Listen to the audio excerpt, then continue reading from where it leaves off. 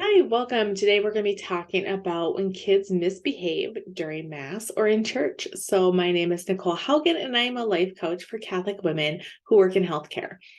So, I'm going to talk about the model. So, the model is taught by Brooke Castillo at the Life Coach School, which is where I got my certification training through. And essentially, everything in life can be broken down into 5 things: a circumstance, a thought, a feeling, an action, and your result. Okay. So everything in life is driven by our thoughts. So, for example, our Mass, we rotate through, we have 3 different churches in our tri parish, and it's our turn for the next 4 months to have 7 p.m. Mass on Saturday. So, a 7 p.m. Mass came around, and my 3-year-old was not sitting and she was walking back and forth on the bench. Okay, so circumstance are only the facts. It was 7 p.m. for Mass. She's 3 years old. And, you could even say, like, you can't put in there, she's not listening. She's misbehaving, right? Because somebody else would look at her and be like, oh, what a little angel. She behaves so perfectly, right? So you only want to put in the facts, okay? She was walking up and back and forth on the pew and she couldn't sit still, okay? And so I had the thought, everyone is judging me. And maybe even underneath that thought is a more accurate thought of they think I'm a horrible mom, okay? They think I'm a horrible mom.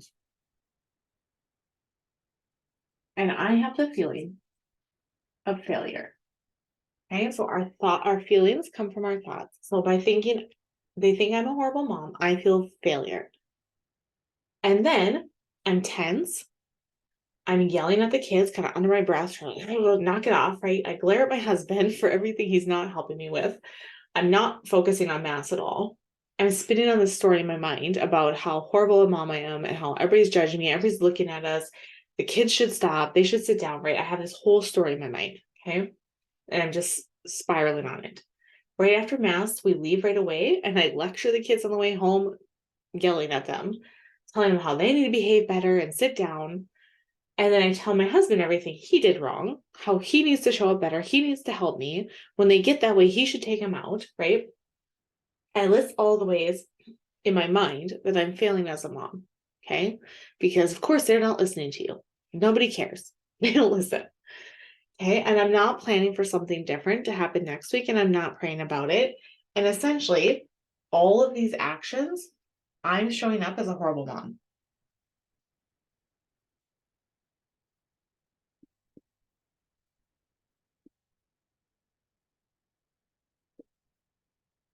Because again, our thoughts give us our results in life. Okay.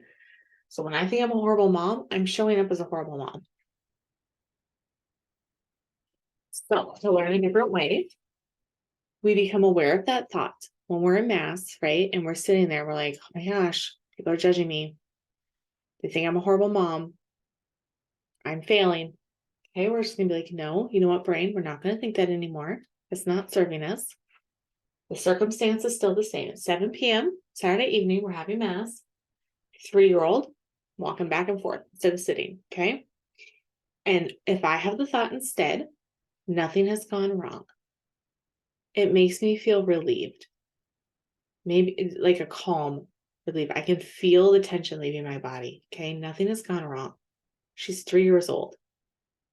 I get antsy during an hour and a half Mass.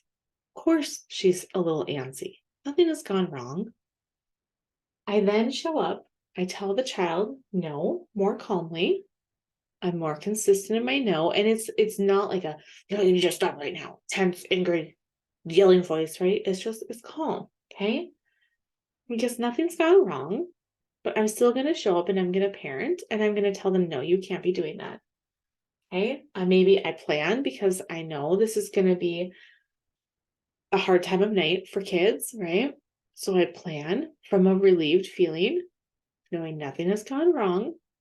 But in case they're antsy, I'm going to have snacks. I'm going to have a water bottle, maybe a couple books they can look at, some crayons. Okay.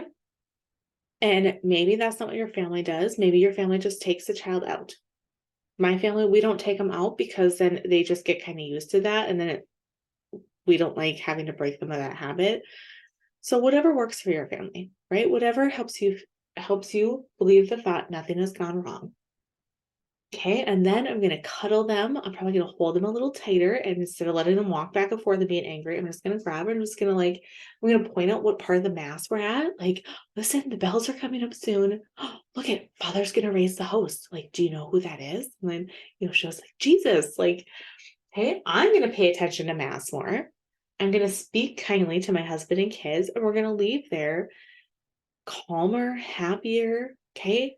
And the result will be that nothing will have gone wrong. They showed up like a 3-year-old should show up. So by just showing up with a different thought, I'm able to have a different result. So I love coaching women. I love coaching Catholic women. Come and book a free discovery call with me, and I'll show you little thoughts and beliefs that you have about yourself that are getting you results that you don't want in your life. So go to www.catholicnursecoach.com.